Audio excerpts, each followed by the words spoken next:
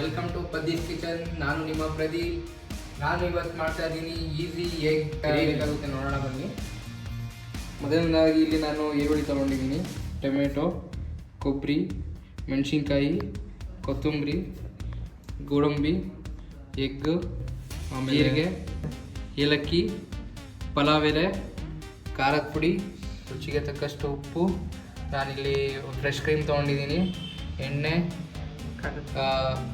Jeera powder, turmeric powder, ginger garlic paste, coriander powder, garam masala ಹಾಗೂ pepper powder. Egg gravy ಹೇಗೆ ಮಾಡೋಣ ನೋಡೋಣ ಬನ್ನಿ. ಇವಾಗ ಮೊದಲನೇದಾಗಿ ನಾವು ಇವಾಗ ಸ್ಟವ್ನ ಆನ್ ಮಾಡ್ಕೊಳ್ಳೋಣ. ಇದು ಸ್ವಲ್ಪ ಇವಾಗ ಪಾತ್ರೆ ಬಿಸಿಯಾಗಿದೆ. ಇವಾಗ ಇದಕ್ಕೆ ಎಣ್ಣೆ ಹಾಕೋಣ. ಇವಾಗ ಎಣ್ಣೆ ಬಿಸಿಯಾಗಿದೆ. ನಾನು ಮೊದಲನೇದಾಗಿ ಪಲಾವ್ ಎಲೆ ಹಾಕ್ತಾಯಿದ್ದೀನಿ 2, ಆಮೇಲೆ 3 ಏಲಕ್ಕಿ ಹಾಕ್ತಾಯಿದ್ದೀನಿ, ಒಂದು ಸ್ವಲ್ಪ ಜೀರಿಗೆ ಹಾಕ್ತಾಯಿದ್ದೀನಿ.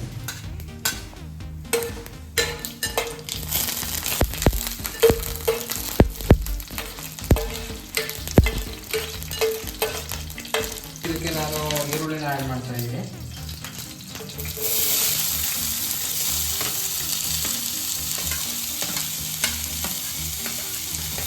ಇವಾಗ ಈರುಳ್ಳಿ ಫ್ರೈ ಆಗ್ತಿದೆ, ಇದು ಬ್ರೌನ್ ಆಗೋ ತನಕ ಬಿಡಬೇಕು. ಅದು ಬ್ರೌನ್ ಆಗೋ ತನಕ ನಾವು ಇಲ್ಲಿ ಇವಾಗ ಒಂದು ಮಸಾಲನ್ನ ರೆಡಿ ಮಾಡ್ಕೊಳ್ಳೋಣ.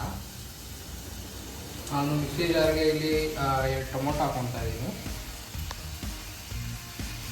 ಆಮೇಲೆ ನಾನು ಇದಕ್ಕೆ ಕೊಬ್ಬರಿನ ಆ್ಯಡ್ ಮಾಡ್ತಾ ಇದ್ದೀನಿ. ಒಂದು 10 ಗೋಡಂಬಿ ಯೂಸ್ ಮಾಡ್ತಾ ಇದ್ದೀನಿ. ಇದಕ್ಕೆ ಇವಾಗ ಒಂದು ಸ್ವಲ್ಪ ನೀರು ಹಾಕೋಣ. ಇವಾಗ ನಾವು ಇದನ್ನು ಫೈನ್ ಪೇಸ್ಟ್ ಮಾಡ್ಕೊಳ್ಳೋಣ.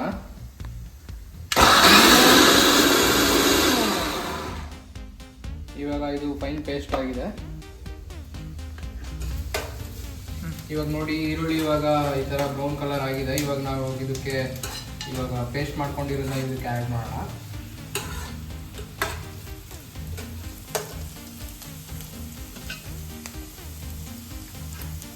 ನಾನು ಇವಾಗ ಪೇಸ್ಟ್ನ ಆ್ಯಡ್ ಮಾಡ್ತಾ ಇದ್ದೀನಿ.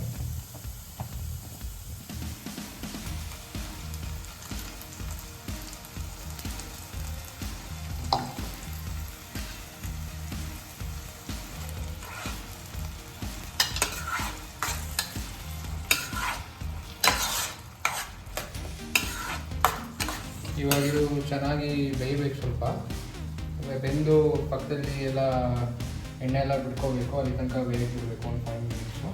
ಇದು ಬೇಯ್ತಾ ಇರುವಾಗ ಒಂದು 1 ಟೇಬಲ್ ಸ್ಪೂನಷ್ಟು ಶುಂಠಿ ಬೆಳ್ಳುಳ್ಳಿ ಪೇಸ್ಟ್ ಹಾಕೋಬೇಕು.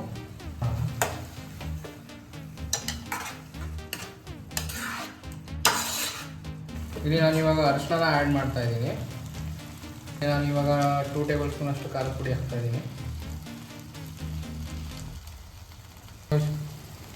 ಇವಾಗ 1 ಟೇಬಲ್ ಸ್ಪೂನಷ್ಟು ನಾನು ಧನಿಯಾ ಪುಡಿ ಹಾಕ್ತಾ ಇದ್ದೀನಿ. 1/2 ಟೇಬಲ್ ಸ್ಪೂನಷ್ಟು ನಾನು ಇವಾಗ ಜೀರಾ ಪೌಡರ್ ಹಾಕ್ತಾ ಇದ್ದೀನಿ. ಇವಾಗ ಎಲ್ಲನೂ ಹಾಕಿ ಮಿಕ್ಸ್ ಮಾಡೋಣ.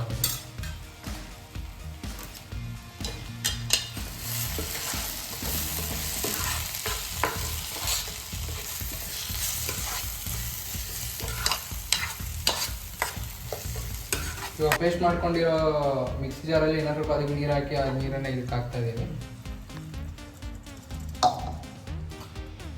ಇದನ್ನು ಚೆನ್ನಾಗಿ ಮಿಕ್ಸ್ ಮಾಡೋಣ.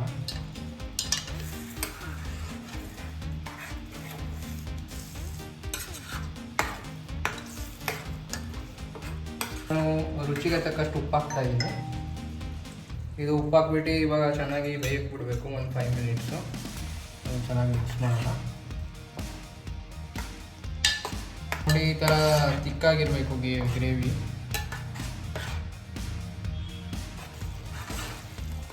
ಇವಾಗ ನೋಡಿ, ಈ ಥರ ಎಣ್ಣೆ ಬಿಟ್ಕೋಬೇಕು. ಈ ಅದಕ್ಕೆ ಬರಬೇಕು ಗ್ರೇವಿ. ಅದಕ್ಕೆ ತನಕ ನೀವು ಬೇಯಕ್ಕೆ ಬಿಡಬೇಕು. ಇದನ್ನು ನಾವಿವಾಗ ಕೊತ್ತಂಬರಿನ ಆ್ಯಡ್ ಮಾಡೋಣ ಸ್ವಲ್ಪ ಟೇಸ್ಟ್ಗೆ.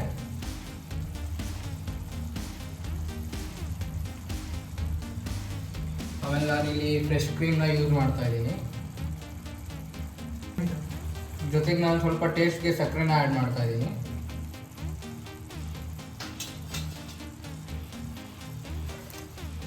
ಈಗ ಎಲ್ಲವನ್ನು ಕರೆಕ್ಟಾಗಿ ಮಿಕ್ಸ್ ಮಾಡೋಣ ಚೆನ್ನಾಗಿ. ನೋಡಿ, ಇವಾಗ ಫ್ರೆಶ್ ಕ್ರೀಮ್ ಹಾಕೋದ್ಮೇಲೆ ಕಲರ್ ಎಷ್ಟು ಚೇಂಜ್ ಆಗ್ತಾ ಇದೆ. ಫ್ರೆಶ್ ಕ್ರೀಮ್ ಇಲ್ಲ ಅಂದರೂ ಮನೆಯಲ್ಲಿ ಹಾಲಿನ ಕೆನೆ ಇರುತ್ತಲ್ಲ ಅದನ್ನು ಯೂಸ್ ಮಾಡ್ಬೋದು, ಅದು ಆಪ್ಷನಲ್ಲು. ನಾನು ಇವಾಗ ಗರಂ ಮಸಾಲಾನ ಆ್ಯಡ್ ಮಾಡ್ತಾ ಇದ್ದೀನಿ.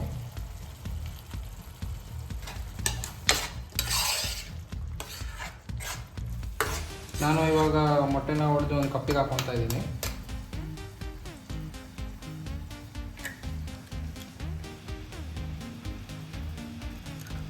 ಇವಾಗ ಒಂದೊಂದೇ ಮೊಟ್ಟೆನ ನಾವು ಇವಾಗ ಬಿಡ್ತಾ ಹೋಗೋಣ. ಈ ಥರ ಕಪ್ಪಿಗೆ ಹಾಕ್ಕೊಂಡು ನೀವು ಹಾಕಿದ್ರೆ ಇವಾಗ ಅದು ಮೊಟ್ಟೆ ಹೊಡಿಯೋಲ್ಲ. ಇವಾಗ ಒಂದೊಂದೇ ಸೈಡ ಒಂದೊಂದೇ ಮೊಟ್ಟೆನ ಬಿಡ್ತಾ ಹೋಗ್ಬೇಕು. ಇವಾಗ ಮೊಟ್ಟೆ ಎಲ್ಲ ಹಾಕಿದ್ಮೇಲೆ ನಾವು ಇವಾಗ ಕೊತ್ತಂಬರಿ ಸೊಪ್ಪನ್ನ ಆ್ಯಡ್ ಮಾಡೋಣ.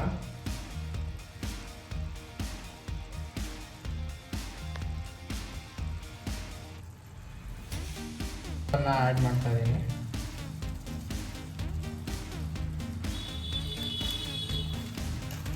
ಇಲ್ಲಿ ನಾನು ಕೊನೆಯದಾಗಿ ಒಂದು 4 ಮೆಣಸಿನ್ಕಾಯಿನ ಹಾಕ್ತಾ ಇದ್ದೀನಿ.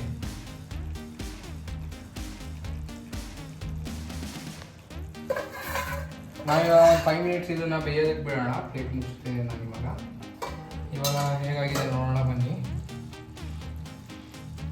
ಇವಾಗ ಅದೇ ಅರೇಂಜಲ್ಲಿ ಅದನ್ನು ಒಂದು 5 ನಿಮಿಷ ಬೇಯಬೇಕು, ಆಮೇಲೆ ಅದನ್ನು ಸರ್ವ್ ಮಾಡೋಣ.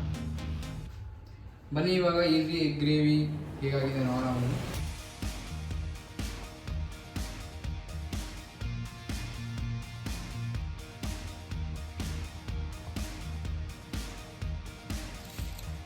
ಈಗ ರೆಡಿಯಾಗಿದೆ easy egg masala.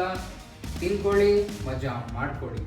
Easy egg gravy ಇದು ನಿಮ್ಮ ಮನೆಯಲ್ಲೂ ಒಂದ್ಸತಿ ಟ್ರೈ ಮಾಡಿ ನೋಡಿ. ಆಗಿದೆ ಅಂತ ಕಮೆಂಟ್ ಬಾಕ್ಸಲ್ಲಿ ಹಾಕಿ, ಮತ್ತು ಲೈಕ್ ಮಾಡಿ, ಶೇರ್ ಮಾಡಿ, ಸಬ್ಸ್ಕ್ರೈಬ್ ಮಾಡಿ. Thank you.